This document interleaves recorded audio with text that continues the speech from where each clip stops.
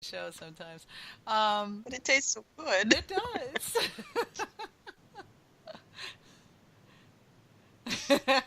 Hamish will be a drunk walker in Bobby's basement. Yeah. You're going around going, So oh, like a zombie. we are talking about bochets today. Yeah, we are. Bochets and weird smells. Not wanting to bring it too far back on topic. Yeah. Well, that's just because we're picking on you and you can't take it. Well,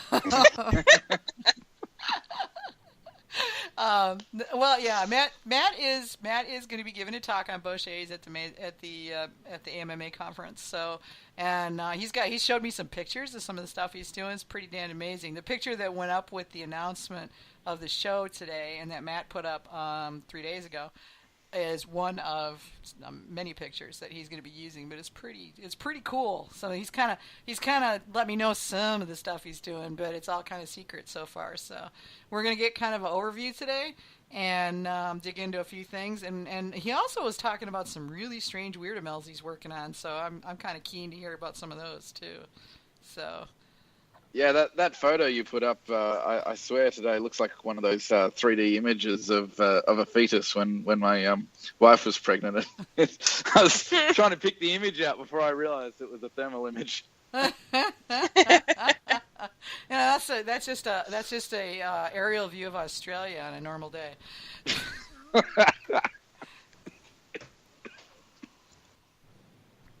So Matt, bochets, how long you been playing with caramelizing honey? I want to say about 4 or 5 years now. There was a talk at the National Homebrew Competition where Charlie Papazian, it was a mead panel, and he kind of had a throwaway comment at the end of the panel and said, "Hey, has anybody ever heard of bochet or bochet?" And people like Kurt Stock and Byron Birch and a whole bunch of people that, Ken Schramm, etc., were on this panel that didn't know anything about it. So that kind of piqued my interest, and I started researching it and ran into a recipe from Paris from 1393 and tried recreating it. Oh, was that the one from the Menagerie? Yes. Yeah. It's I know the recipe. Basically a manuscript on how a woman can be a better wife for her husband. Yes, I know that manuscript. Yeah, came across that during my research. It's pretty cool. So, so you found that? Did you make that one then, Matt? Yeah, I'm sorry, I didn't hear your question. Oh, was that the one that did you make that recipe then? Oh yeah, I did, and it talks about basically having to have black puffs of smoke come up from the honey itself before it's done. And I ended up basically making my garage smell like burnt marshmallows for about a week because it was so pungent. And I realized that's really not what I wanted to make. It ended up actually, I made a version of it without the spices. And I didn't burn it quite as much, but I still did make it quite accurate. And that turned out okay after like 4 or 5 years. But the first time I made it just was pretty much awful. So, and I guess that's kind of the history of, there's only a few recipes out there that mention bochet, and that's the term I use. I don't know if bochet or bochet is right or wrong, but that recipe is kind of the one that people look at. But that has long peppers, ginger, grains of paradise, those kind of spices. And I feel like the more common current definition is just really a caramelized honey mead, right? And that specific recipe with calling out black puffs of smoke really just talks to a really acrid type of mead that I don't have 10, 15 years to let it mellow. That I just wasn't interested in making that. So I've been kind of tinkering with it ever since. Interesting. So I have posted, and in fact, since then, I then gave a speech at the National Homebrew Competition last year, and got a lot of feedback and questions from that presentation. So I'm really hoping the one I give at the conference here coming up in March will be that much better. So, you mentioned the picture with the thermal imaging. I'll get to that in a second, but when you talk about heating methods, it's pretty much common sense that some heating methods might produce a better type of caramelization than others. But the pictures really speak 1,000 words when it comes to, what that means in terms of the consistency of the pot itself. So, it's like adding those pictures, I think, are really going to help drive some of those points home. So, and when it comes to the bochet itself, a lot of people ask why I even do it. I feel bad for beekeepers like Bob Slansky that, they spend all this time harvesting the honey, and I'm basically kind of quote unquote ruining it. And I feel bad about that, but it's and some people will use Tupelo or some of the more expensive honeys to make a bochet, but I think of it more of something for using baker's honey, or the cap honey that's been heated to separate the wax from the honey. In fact, Dutch Gold, you can look online. There's a lot of less expensive honeys that you can use to bochet. And I think that's something that's attractive to people in terms of the price point. Not everybody has hundreds of dollars to spend on meadow foam, but you can make something that has a quote-unquote marshmallow taste, caramelized marshmallow taste, with a bochet with something that's maybe a tenth of the price. Or you don't have the availability. Maybe you live in an area that doesn't have a lot of, you're living in an island and or someplace that you don't have access to a lot of honeys. This, you can take a supermarket honey. I'd still recommend that it's true source and not something that's made of corn syrup from China.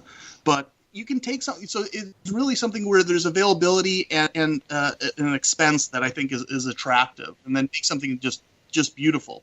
Yeah. In fact, David Thibault won, I believe, second runner-up at the Mazer Cup last year for a bochet, a cherry bochet. In fact, he said it was okay that I share the recipe at the conference this year. So I'll be showing kind of what he did to make that. So I think that's pretty exciting. Yeah, it is pretty cool. Yeah, Bobby's saying that he only uses the honey from his cappings to make his bocets. Yeah, I think that makes a lot of sense, right? Yeah. And in fact, they call it baker's honey. I saw it at a farmer's market, and I've got a picture of that as well. They call it Italian honey. And an enterprising beekeeper basically charged just as much as he would for his clover or buckwheat honey, and just called it Italian burnt honey, like it's a delicacy, and charged just as much. So. Yeah, well, and in fact, they talk about that as one of the ways that you can actually make a bochet without actually, it's a consistent method. It's something that's already been heated and caramelized to some degree. So you don't necessarily have to heat it up at all. You can just use that Italian burnt honey. So I just shudder to think how fine the line is between lovely caramelized honey and burnt. It's very fine. It's very fine. And I tasted a lot of bocets last year at the Mazer, and a number of them had that. I could taste that burnt note. They weren't like crispified, but there was they had obviously gone just a little past that line. And I was like, I got kind of bummed because I was really excited. I love making caramel, and the idea of caramelized honey just, I go, woo, yeah. And, but getting it just right, I haven't had the nerve to take the honey that's so damned expensive and, and try that yet. I've just been like, yeah, okay, no, I'm just going to use it the normal way. Yeah, I got to second that. One of the Weird ML classes, it might have been one of the sweet ones, I'm not sure, I was stewarding on last year. And I must say that every single one that was marked as a bochet just tasted to me like ash. It just spoke to having bochet it way too hard. And I've got to agree with Matt with his early thing of saying that that's not where he wants to be. It's not where I want to be either. These puffs of black smoke are the worst thing you could possibly do if you don't have a plan to let it sit for 5 years. So Yeah, I think a partial bochet and a light bochet is a really nice idea. But if you're doing it on gas or anything which has got a hot spot, and which is where the thermal imaging I'm sure that Matt's going to talk about will be very helpful. It's a different kind of heating. I'm heating it on the stove, which causes a hot spot on the bottom, and it will burn a section of the honey really, really quickly. Like you think everything's going on all right, and 3 seconds later you can smell burnt and it's ruined. So yeah, I've got to agree with the better heating techniques, the slower heating techniques, the more uniform heating techniques, and I'm really looking forward to hearing what he has to say about that at the meetings and presentations and stuff as well, because I do like bochet and I want to have a bit more of it and more reliable as well. And I do go into some of that, and really what it is there's so many variables, right? So when you talk about different components to it, right? So different, let's say Tupelo honey is going to be, and I'm just using, if you look on page 96, 97 of Ken Schramm's book, he kind of lists all the different types of honey, and I think it's actually from, it's Jonathan White from 1962, that's Composition of Honey. I think he references that. That's really where it comes from. Yeah. But Tupelo is 43+% fructose sugar, whereas blueberry blossom is 37% fructose.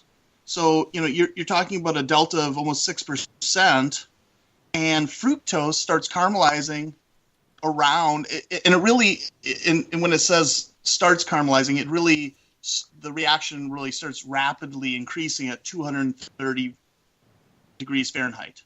Right? So if you have, and then for another sugar would be maltose, doesn't start caramelizing till around 356 degrees. So when you have these variabilities of, some honeys will have as low as 3% maltose, and as high as others honeys will have as much as 11% maltose. So if you take the same exact heating system, scientifically you have it on the same burner, the whole bit, but put two different honeys in it, they're going to taste different just from the caramelization rates. And then you also can talk about the acidity, right? So the pH also changes the reaction rate. So it's generally lowest around neutral, around 7, but they drastically start increasing below 3 or above 9, depending on if you're acidic or basic. So the amount of acid in those honeys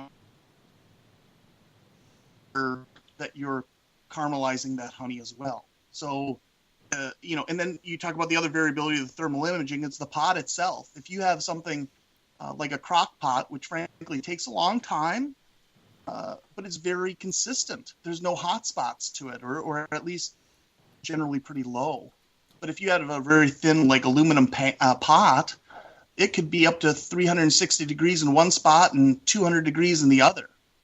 So it's very hard to control it, and all of a sudden that reaction gets away from you, and you start getting those acrid burnt notes. So you there's so many of these variables that it's really an effort of just trying to minimize that and come up with a consistent method of caramelization, so you can, let's call it, I'm using quotation marks, repeat that same recipe over and over again.